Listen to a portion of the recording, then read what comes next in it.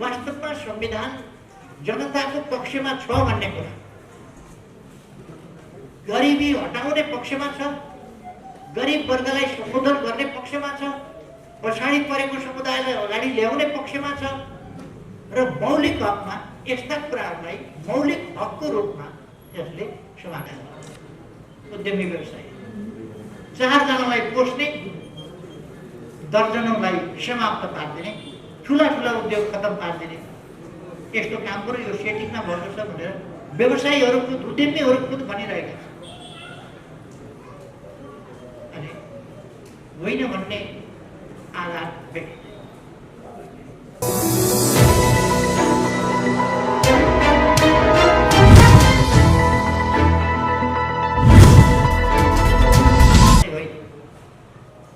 देश बाहिर समेत जहाँ जहाँ नेपाली छन् त्यहाँ त्यहाँ संविधानको सम्बन्धमा व्यापक र गहन छलफल भए, व्यापक रूपमा जनस्तरमा छलफल भए, बौद्धिक क्षेत्र र सबै क्षेत्रहरूमा, सामाजिक जीवनका सबै क्षेत्रहरूमा संविधान सम्बन्धमा बहस छलफल, चिन्तन मनन भयो। विभिन्न देशका संविधानहरूसँग तुलनात्मक अध्ययन गरी र ती तुलनात्मक अध्ययनको हाम्रा आवश्यकताहरूसँग हामीले देखेका सपनाहरूसँग हाम्रा आन्दोलनले परिलक्षित गरेका गन्तव्यहरूसँग सम्बन्धित बनाएर राष्ट्रिय अन्तर्राष्ट्रिय अनुभव, विगतका पनि संवैधानिक अनुभव, जनप्रतिनिधिहरू समेत सम्मिलित भएर बनाएको वा राजाले सोझै दिएको अथवा संविधानको प्रारूपको रूपमा मात्रै सुरु भएको अथवा संविधान नै नभएको, बिल्कुलै कानुन संविधान नभएको हुकुमी शासन अथवा हुकुमको भरमा मात्रै चलेको शासन जस्ता पृष्ठभूमिहरू समेतलाई ध्यानमा राखेर र मानव जातिले म्याग्ना कार्टादेखि अहिलेसम्मका विभिन्न देशका संवैधानिक इतिहास, संविधानका प्रयोग, यी सबै पक्षहरूलाई ध्यानमा राखेर नै हामीले नेपालको संविधान निर्माण गर्ने कोसिस गर्छौँ। त्यसकारण यसमा व्यापक बहस छलफल हुने भयो र हामीले त्यस परिस्थितिमा, यद्यपि यो पनि साँचो कुरा हो कि विभिन्न प्रकारका उद्देश्य बोकेका शक्तिहरू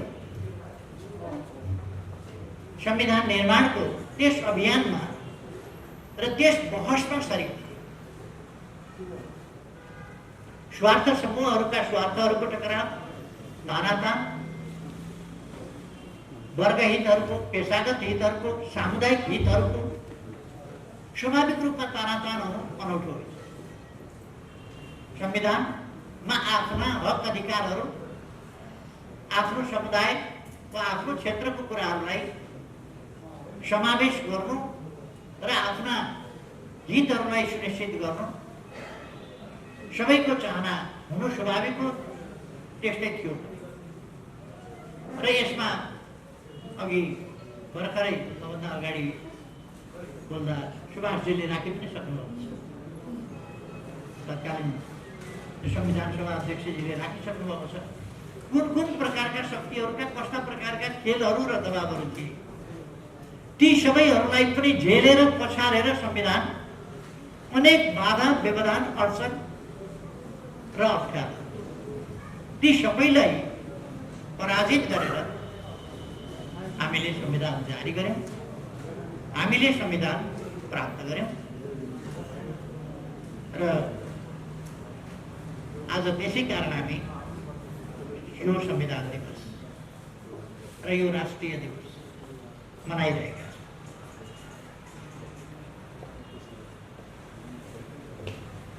यो दिन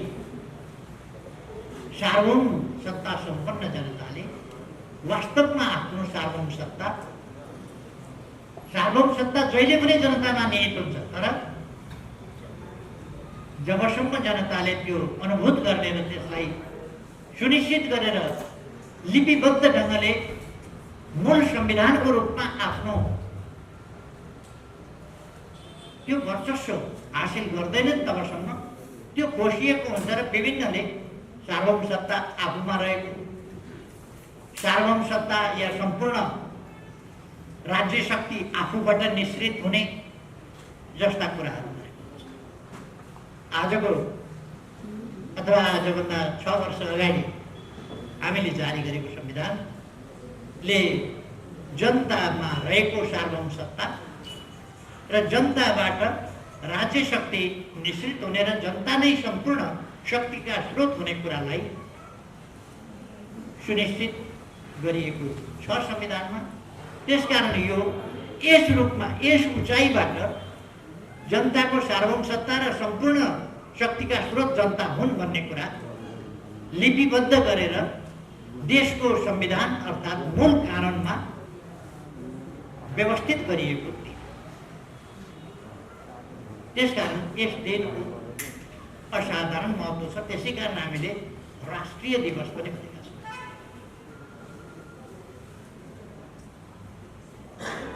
वास्तवमा संवैधानिक सर्वोच्चता अथवा सबैभन्दा माथि कुनै कुल होइन, कुनै घराना होइन, कुनै व्यक्ति होइन, कुनै परिवार होइन, जनता सर्वोपरि हुन्छ र त्यो जनताको सर्वोपरिता संविधान मार्फत जनताले व्यवस्थित गरेको हुन्छ र संविधान बनेपछि जनताले आफ्नो आफ्नो ठाउँबाट व्यक्तिगत तवरबाट भन्न सक्दैन।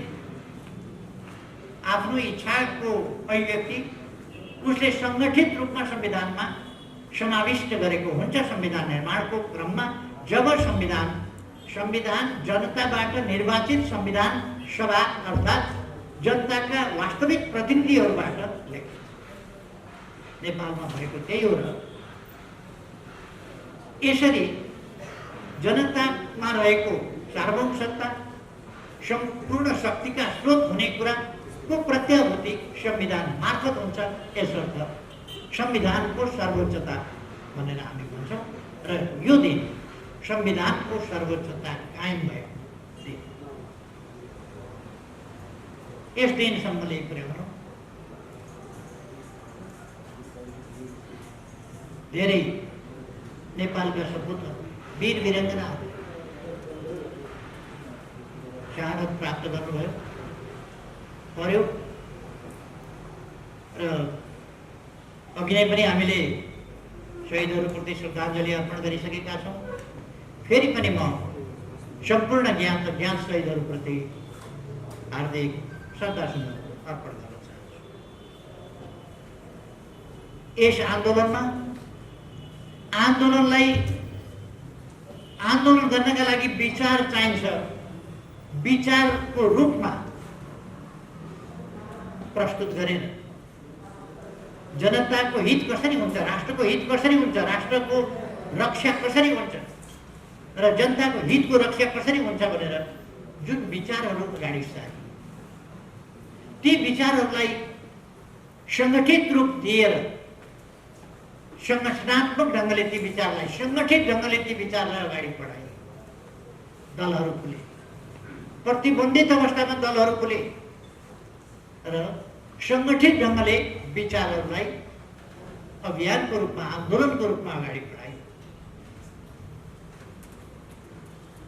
यी उपलब्धिहरू प्राप्त गर्न बलिदान भए, सङ्घर्ष भए, सङ्घर्षका गाथाहरू छन्, व्यथाहरू छन्। ती सबै गाथा व्यथा वास्तवमा यी उपलब्धिहरूका निम्ति पृष्ठभूमिका यिनका मूल्यका रूपमा स्थापित छ र यसरी आन्दोलनका विचारहरू अगाडि सार्ने, नयाँ युगको चेतना अगाडि सार्ने, नयाँ युगका आवाज बोल्ने, ती नयाँ युगका आवाज प्रस्तुत गर्ने, तिनलाई सङ्गठित गर्ने र तिनलाई आन्दोलनको रूपमा अगाडि बढाउने हाम्रा आदरणीय श्रद्धेय अग्रजहरूप्रति म भावपूर्ण श्रद्धासुमन आदर सम्मान अर्पण गर्न चाहन्छु। यस क्रममा धेरैले घरबार गुमाउनु पर्यो, प्रियजन गुमाउनु पर्यो, अभिभावक गुमाउनु पर्यो, सन्तान गुमाउनु पर्यो, कतिपयले शरीरका अङ्गहरू गुमाउनु पर्यो र अङ्गभङ्ग, कतिपयले अङ्ग नगुमाए पनि घाइते हुनु पर्यो, पीडा सहनु पर्यो, धेरै आर्थिक व्यवहारिक पारिवारिक क्षतिहरू बिहोर्नु पर्यो। सबैप्रति म आदरभाव व्यक्त गर्न चाहन्छु र पीडा भोगिरहेका सबैमा सह अनुभूति अभिव्यक्त गर्न चाहन्छु। अझैसम्म पनि उपचार गराइरहेका उहाँहरूप्रति वा त्यसको असरबाट पीडित भइरहेका सबैप्रति पनि म सह अनुभूति व्यक्त गर्न चाहन्छु।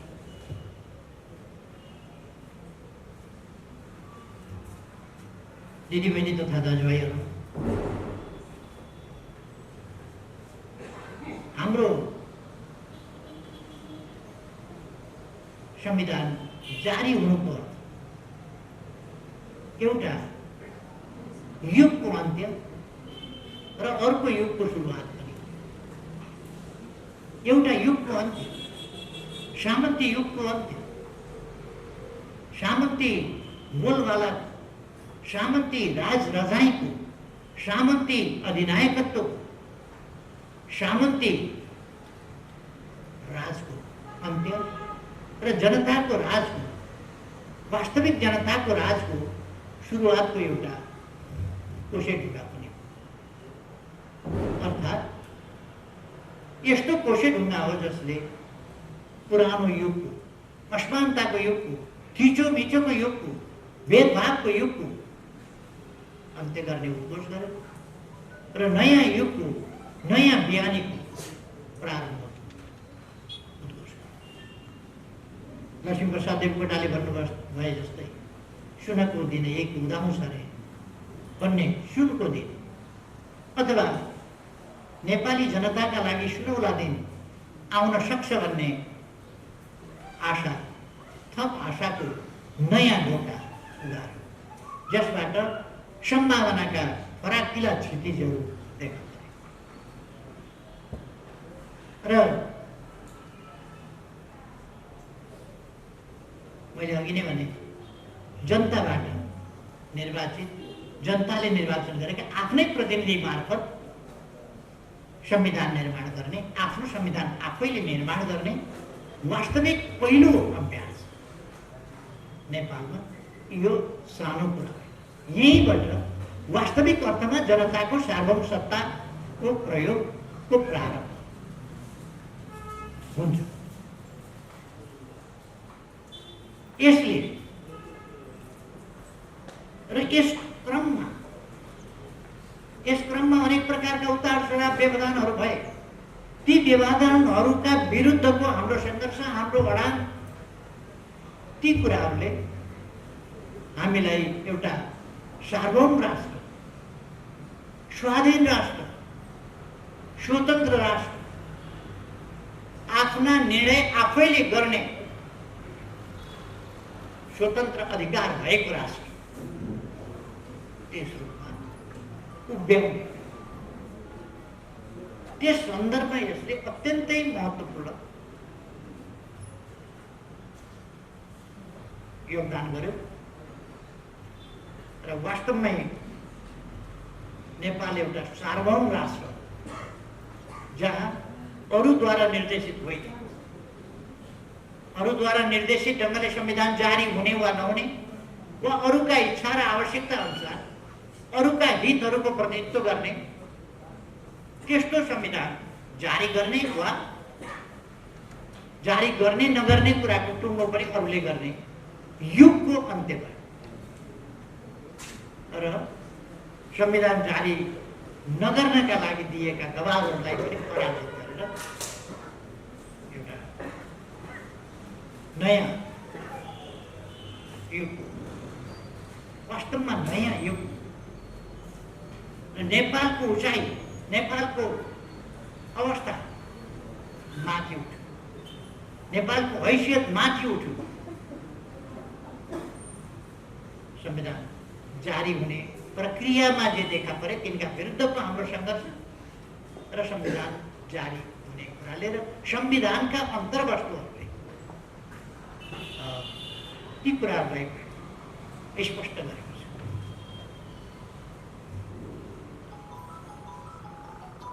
नेपाली जनताले विभिन्न सङ्घर्षहरू, आन्दोलनहरू गर्दै गए। कति ठिक ढङ्गले भयो होला, कति बेठिक ढङ्गले भयो होला, कहीँ कमी कमजोरी भयो होला, कहीँ के भयो होला, तर नेपाली जनताले गरेको त्याग, तपस्या, बलिदान र सङ्घर्ष जनताले गरेको चाहिँ गलत थिएन, गलत मनसायका साथ थिएन। त्यसका पृष्ठभागमा कतिपय मनसाय, गलत मनसायहरू लुकेका हुन सक्दछन्, गलत उद्देश्यहरू लुकेका हुन सक्दछन्। तर जुनसुकै उद्देश्य लुकेका भए पनि जनताले देश र जनताको निम्ति, अग्रगमनका निम्ति, जनअधिकारका निम्ति, सामाजिक न्याय समानताका निम्ति गरेका सङ्घर्ष र दिएका बलिदान अनुचित हुनै सक्दैन। त्यसकारण ती सबै उचित सङ्घर्षहरूको, आन्दोलनहरूको सबैको संविधानले सम्मान गरेको छ र तिनलाई सम्मानित ढङ्गले सफलताको सिँढीमा लगेर उठाएको छ, सफलताको आसनमा पुर्याएको छ।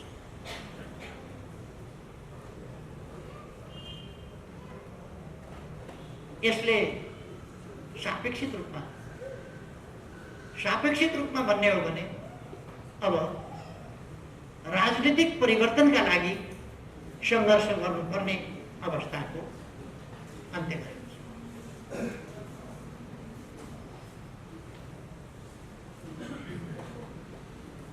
साथसाथै संविधान जारी हुने कुरासँगै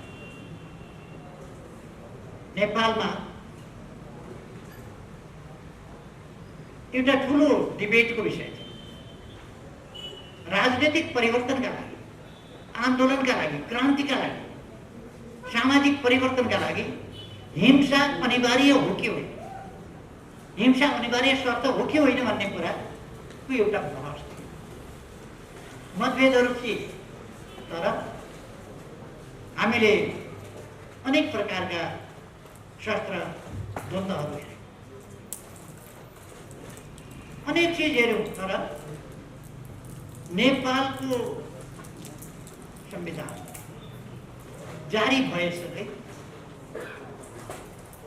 राजनीतिक परिवर्तनका लागि, सामाजिक परिवर्तनका लागि हिंसाको बाटो अनिवार्य छैन। बिना हिंसा शान्तिपूर्ण ढङ्गले जनआन्दोलनको बाटोबाट जनताले सङ्गठित रूपमा आफ्ना आकाङ्क्षाहरूलाई प्रभावकारी ढङ्गले मुखरित गरेर, प्रकट गरेर सफलतामा पुर्याउन सकिन्छ भन्ने कुरा स्पष्ट छ।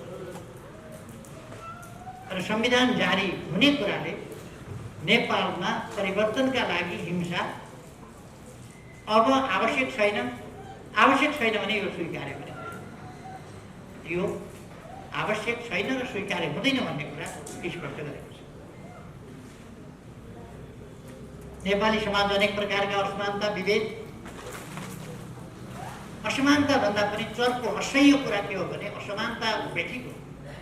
तर त्योभन्दा चर्को कुरो भेदभाव, पक्षपात, अन्याय, दमन, त्योभन्दा धेरै असह्य। यसले क्रमशः संवैधानिक र कानुनी रूपमा असमानता, विभेद, भेदभाव र पक्षपात जस्ता कुराहरूलाई अन्त्य गर्न र सामाजिक न्याय र समानता तर्फ देश अगाडि बढ्नुपर्छ भन्ने कुराको प्रत्याहृत गरेर हामी यस बाटोमा अगाडि बढेका छौँ। नागरिकको शिक्षा, राजनीतिक अधिकारहरू र त्यससहितका शिक्षा, स्वास्थ्य, रोजगारी, आवास, खाद्य सम्प्रभुता, स्वच्छ वातावरणमा बाँच्न पाउने विभिन्न अधिकारहरूलाई संविधानले मौलिक हकमा राखे। वास्तवमा संविधान जनताको पक्षमा छ भन्ने कुरा, गरिबी हटाउने पक्षमा छ, गरिब वर्गलाई सम्बोधन गर्ने पक्षमा छ, पछाडि परेको समुदायलाई अगाडि ल्याउने पक्षमा छ र मौलिक हकमा यस्ता कुराहरूलाई मौलिक हकको रूपमा यसले समावेश गरेको छ। तसर्थ यो वास्तवमा लोकतन्त्र राजनीतिक पक्ष मात्रै होइन, प्रणालीगत पक्ष मात्रै होइन, राजनीतिक प्रणालीगत पक्ष मात्रै होइन, सामाजिक जीवनका समग्र पक्षहरूलाई राजनीतिक प्रणालीले नेतृत्व गर्नुपर्दछ, डोर्याउनु पर्दछ र ती कुराहरू हासिल गर्नुपर्दछ भन्ने कुरा त्यो स्पष्ट गरेको छ।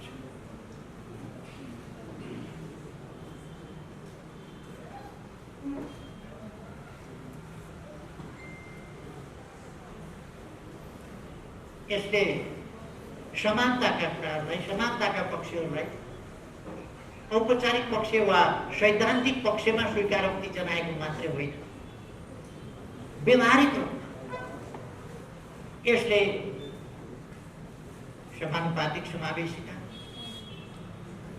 समावेशी सहभागिता जस्ता कुराहरू पछाडि परेको समुदाय अगाडि बढाउने नीति निर्माण र सञ्चालन, जनताका सामाजिक जीवनका सबै पक्षको प्रतिनिधित्व हुन सकोस्, यसका निम्ति सबलीकरण, हरेक वर्गको समुदायको सबलीकरण, सशक्तिकरण, सामाजिकीकरण जस्ता कुराहरूका निम्ति शिक्षा, स्वास्थ्य, रोजगारी, आवास यस्ता प्रबन्धहरूलाई अघि नै मैले भने मौलिक हक जस्ता कुरामा सामेल गर्छ। अत्यन्तै हाम्रो संविधानको उत्कृष्टताका हामी कुरा गर्छौँ, यसै कारण हाम्रो संविधानको उत्कृष्टताका कुरा हामीले गरेका र हामीले संविधान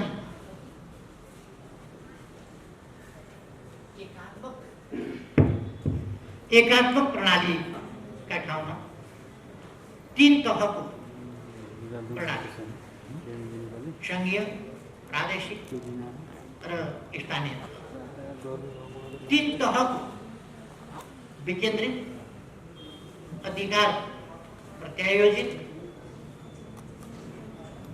अधिकारको विभाजन र तीन तहको शासकीय प्रणाली जसले केन्द्रीकृत सामन्ती शासनलाई ठुलो चुनौती दिएको छ। चुनौती मात्रै होइन, त्यसलाई अन्त्य गरेको छ। यसरी यसले वास्तविक अर्थमा लोकतन्त्रलाई जनतासम्म पुर्याउने, कतिपयले यसलाई मजाक उडाउने गरेका छन्, सिंहदरबारको अधिकार गाउँमा पुर्याउने, सिंहदरबारलाई गाउँ गाउँमा पुर्याउने भनेका थिए, यस्तो उस्तो भनेर। सिंहदरबार गाउँमा पुर्याउने भनेको सिंहदरबार लगेर बोकेर गाउँ गाउँमा लाने त होइन नि। अधिकार सिंहदरबारमा जुन थिए ती स्थानीय तहसम्म गएका छन्। त्यहाँ न्यायिक अधिकारदेखि, निर्माणका अधिकारदेखि, शिक्षाका अधिकार, स्वास्थ्यका अधिकार, तमाम अधिकारहरू हामीले स्थानीय तहसम्म पुर्याएका छौँ, हाम्रो संविधानले पुर्याएको छ। तसर्थ केन्द्रीय शासन, सिंहदरबार भनेको शासन एक ठाउँबाट हुन्थ्यो, सिंहदरबारबाट शासन सञ्चालन हुन्थ्यो भने अब पालिकाबाट शासन सञ्चालन हुन्छ भनेको नै सिंहदरबारलाई गाउँ गाउँमा पुर्याउने गरेको, सिंहदरबार गाउँ गाउँमा पुगेको छ। आज शासकहरू गाउँमा आफ्नो तहमा जनता आफैले निर्वाचित गरेका प्रतिनिधिहरू मार्फत कायम काम भइरहेको छ। कतिपय ठाउँमा अभ्यासमा, प्रयोगमा कमीहरू भएका हुन सक्छन्, ती व्यक्तिका कमीहरू, कर्ताका कमीहरू, तर संविधानका कमीहरू। कहीँ कमी भएको छ भने त्यो व्यक्तिका, त्यहाँ जिम्मेवार व्यक्तिका कमीहरू होला, कर्ताका कमीहरू होला, संविधानका कमीहरू। त्यसकारण यसरी यो एकात्मकतालाई, केन्द्रीकृत शासनलाई विकेन्द्रित गरेर जनतालाई अधिकार सम्पन्न बनाउने सङ्घीय प्रणाली हामीले तय गरेका छौँ। शासकीय प्रणालीमा हामीले जनताको प्रतिस्पर्धात्मक बहुदलीय शासन व्यवस्थाको छनौट गरेका छौँ। संविधानको सर्वोच्चता स्पष्ट रूपमा व्यवस्था गरेका छौँ। कानुनी शासन, मानवाधिकार, स्वतन्त्र न्यायपालिका र मानवाधिकारको चर्चा गर्दा यो फेन्सी मानवाधिकारको कुरा होइन। मौलिक हकमा 31वटा यस्तो बुदाहरू मौलिक धारा 16 देखि लिएर 46 सम्मका 47 र 48 का कार्यान्वयन सम्बन्धी अधिकार सम्बन्धीका कुरा दुईटा धारामा छ। तर धारा 16 देखि 46 सम्मका 31वटा धारा मौलिक हक भनेर जहाँ भनिएको छ, तिनले मानवाधिकारको जगलाई अत्यन्तै सुदृढ गरेका छन् र वास्तविक मानवाधिकारको जग बस्छ। त्यस आधारमा मानवाधिकार निर्माण गरेका छन्, अगाडि बढाएका छन्। हामीले स्वतन्त्र न्यायपालिका, शक्ति प्रजयीकरणको सिद्धान्त लगायत लोकतन्त्रका विश्वव्यापी मान्यताहरू संविधानले स्थापित गरेको छ। यसको प्रयोगको सन्दर्भमा कहिले कहिले कुनै संस्था चिप्लिएर कुनै संस्था केही प्रभाव दुष्प्रभावमा पर्ला, कोही केहीमा अल्मलिएला। संविधानले त्यसो गर्नु भनेको छैन। प्रभावमा पर्नु पनि भनेको छैन, दुष्प्रभावमा पर्नु पनि भनेको छैन, चिप्लिनु पनि भनेको छैन, केहीमा अल्झिनु पनि भनेको छैन। कोही अल्झिन्छ भने, त्यस प्रभावमा पर्छ भने त्यो उसको कुनै संस्था विशेषको, कुनै व्यक्ति विशेषको अथवा व्यक्तिहरूको एउटा समूह विशेषको गल्ती हुन सक्दछ। तर संविधानले यी व्यवस्थाहरू गरेको छ। त्यसकारणले यो हामीले प्राप्त गरेको ठुलो उपलब्धि हो। हामी किन भनिरहेका छौँ त्यो हामीले चाहिँ मसिनो गरी हेर्न जरुरी छ भन्ने मलाई लाग्छ। यति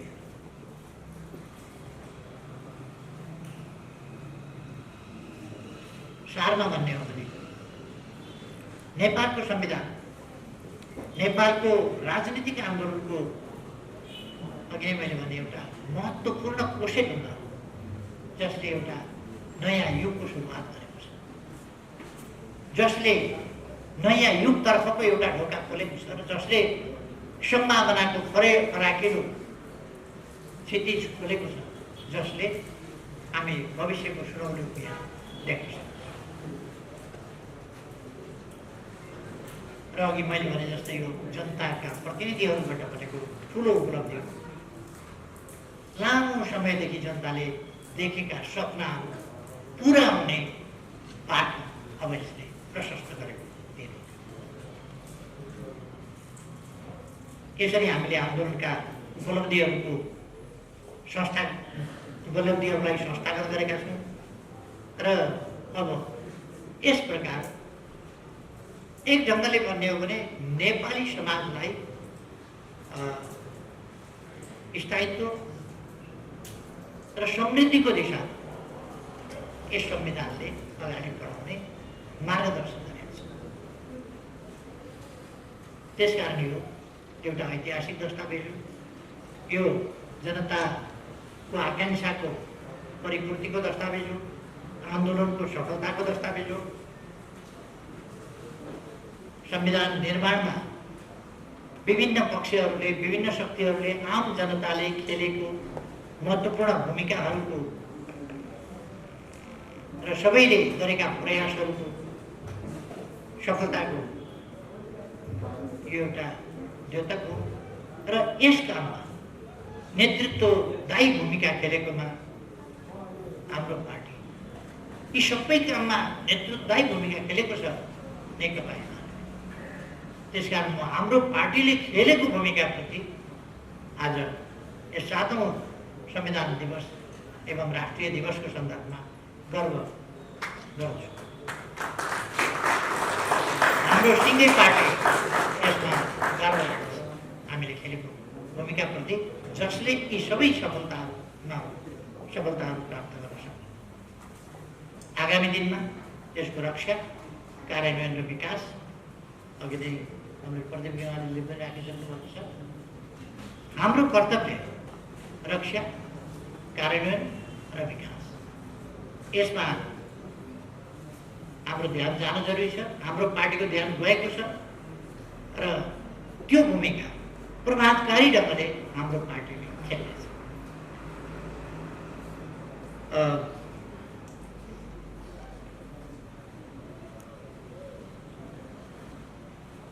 मैले अलिकति स्मरण गर्नुपर्छ जस्तो लाग्छ। संविधानको प्रयोगको सन्दर्भमा संविधान जारी भएपछि तत्कालमा नयाँ संविधान बनेपछि नै हामीले सरकारको नेतृत्व गर्ने मौका पायौँ र त्यो चुनौती संविधान निर्माण हुँदाको दगदगे, त्यसको उपलब्धिको गौरव, उपलब्धिको खुसियाली र त्यो रोक्न नसकेकोमा भएका पीडाहरू, कुण्ठाहरू, रोक्न नसकेकोमा भएका आक्रोश, यिनीहरूको एउटा द्वन्द्वको स्थिति छँदै थियो। कतै संविधान च्यात्ने जलाउने जस्ता खालका दुःखद क्रिया, अशोभनीय क्रियाकलापहरू भइरहेका थिए। कतै जनतामा उत्साह व्यापक थियो यस उपलब्धिप्रति। देशमा दीपावली भएको थियो, खुसियाली छाएको थियो, यस महान उपलब्धिको स्वागत भएको थियो। तर यसप्रति दुखित हुने एउटा सानो तबका थियो। देशलाई पुड दिने शक्तिहरू पनि थिए र देशले त्यस बापत कठोर नाकाबन्दीको सामना। एकातिर त्यसै साल अर्थात् 72 साल वैशाख 12 गतेदेखि 29 गतेसम्म गएका, 12 गते, 13 गते, 25 गते, 29 गते, विभिन्न दिन 15 गते गएका भूकम्पले क्षेत्र विच्छेद बनाएको थियो देशलाई। लाखौं संरचना ध्वस्त भएका, 9 लाख भन्दा बढी संरचना ध्वस्त भएका, 9,000 भन्दा बढीको ज्यान गयो।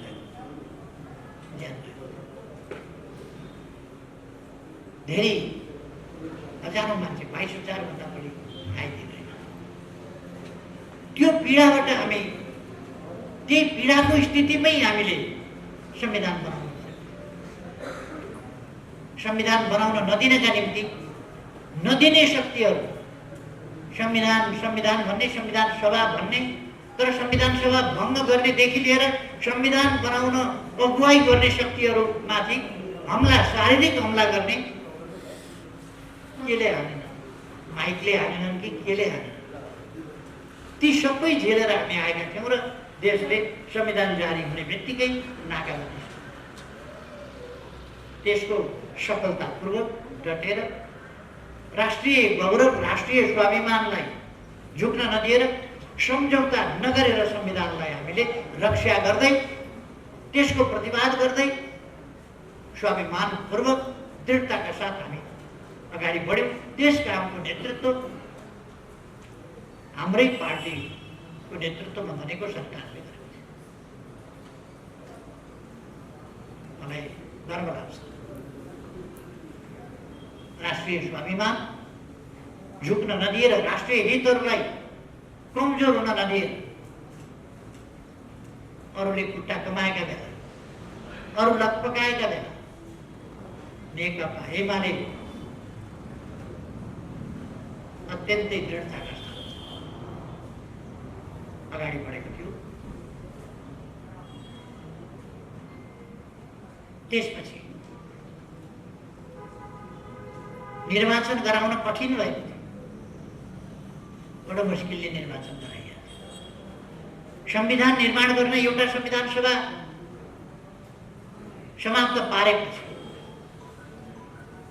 कसैले यो अन्तिम पटकका लागि भनेर म्याद थपिदिने, अन्तिम पटक प्रथम कदाचित भएन भने संविधान बनाउनु पर्दैन। अन्तिम पटक कसरी गर्ने?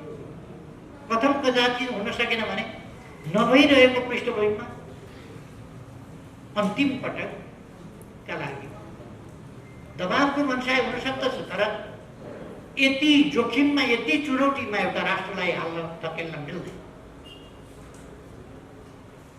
कतै त्यस्तो हुने, कतै दोस्रो संविधान सभाको निर्वाचनै नभएर एउटा असहज त्यस्तो स्थितिमा देशलाई धकेल्ने, त्यस प्रकारका स्थितिहरूको सामना यही पार्टीको नेतृत्वमा, नेकपा एमालेको नेतृत्वमा त्यसको सामना गरियो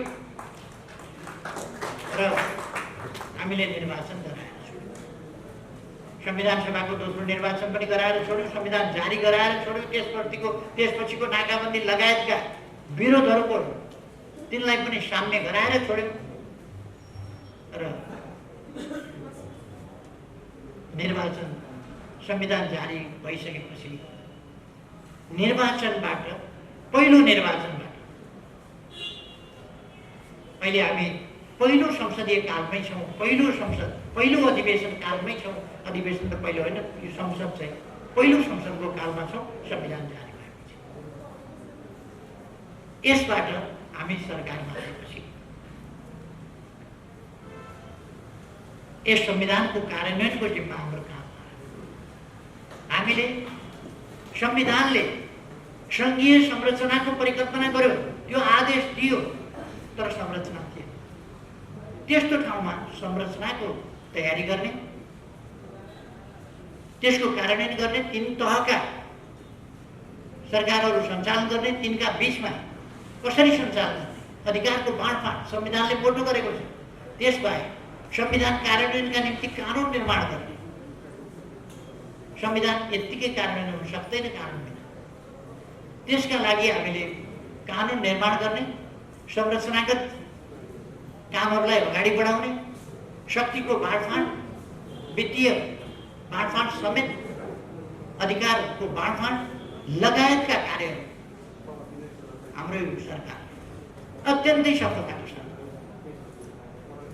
अघि सुभाषजीले भन्नुभयो संविधानको स्वीकार्यता बडो चर्चाको विषय बनाएको, चर्चाको विषय। सबैलाई अनबोर्ड गर्नु पर्यो, संविधानको ग्राह्यता, सर्वस्वीकार्यता बढाउनु पर्यो। देशभित्र मात्र होइन, बाहिर गएर समेत, बाहिर गएर, विदेशमा गएर संविधान संशोधन गर्न सकिन। तपाईहरुले मद्दत गरिदिनु पर्यो। मैले 2/3 ल्याएपछि संविधान संशोधन गर्छु भन्ने जस्ता अभिव्यक्तिहरू आए संविधानको स्वीकार्यताका नाममा। तर बिस्तारै संविधानको स्वीकार पनि हामीले बढाउँदै